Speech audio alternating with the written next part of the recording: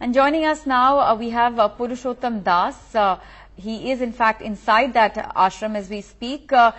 पुरुषोत्तम जी, आप हमें क्या बता सकते हैं इस वक्त क्या हो रहा है वहां आश्रम में, और रामपाल जी आश्रम में हैं कि नहीं? अभी आपको जो पहले बताया था कि वो यहाँ नहीं है, वह बात वही है। दूसरा ये है कि यहाँ पर बहुत इन्होंने जुल्म ढाया है। आज बच्चों को, औरतों को बेरहमी से इन्होंने कुचला है।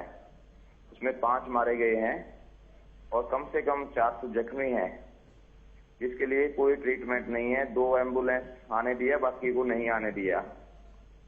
तो अभी यहाँ पे जो तड़प रहे हैं वो कोई दवाई नहीं है, कोई कुछ नहीं है। यहाँ पर कोई दया धर्म नहीं है किसी के अंदर। कोई आज तक मेरे को ये नहीं लग रहा कि किसी ने भी ये आवाज उठाई नहीं है। ये क्या चक्कर है? हम कोई बाहर देश के नहीं थे, हम बीसी देश के हैं।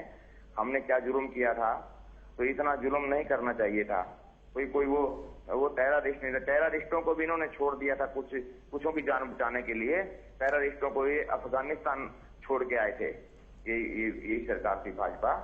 तो अब इतना जुल्म क्यों ढा रहे हैं? ऐसा क्या हो गया था कि इतनी गोलियां इन्होंने चलानी पड़ी, इतने आंसू गैस, इतने गाड़ियां, इतना फोर्स, जो इतने मतलब बहनों को, माइयों को इतना मारा जिससे उनके प्राण ही निकल गए।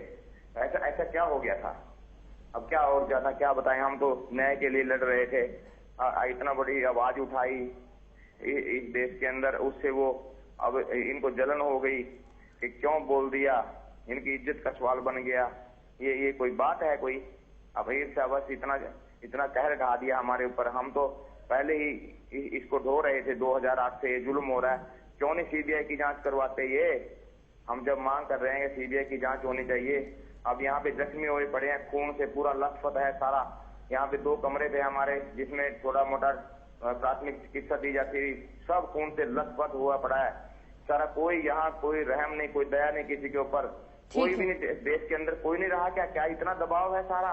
ठीक है Purushottam ji, thank you very much for speaking to NDTV and telling us really what the supporters inside of the God man Rampal have to say. That was Purushottam there speaking from the ashram.